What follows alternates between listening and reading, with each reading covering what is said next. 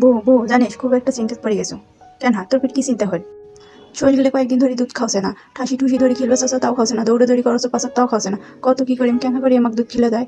হবু হ কথাটা মন্দ কইস নাই, ভালো কথা কছিস। আমার বাড়ির চলে গেলো এনকে দুধ টুধ খাবার চায় না, চিল্লাচিল্লি করবে নাকি সারাদিন। এনকে দুধ খাবার চায় না তুমি কি করছো না, দুধগুলো নিয়ে ঘন করে আউটি চিনি দিছু, দিয়ে সেই ঘন করে আউটিছু, আউটার পর হাটের একটা কেনা দই দিছু, দেওয়ার পর ঘন করে আরেক না আউটি থুয়ে দিছু, থুয়ে দেওয়ার পর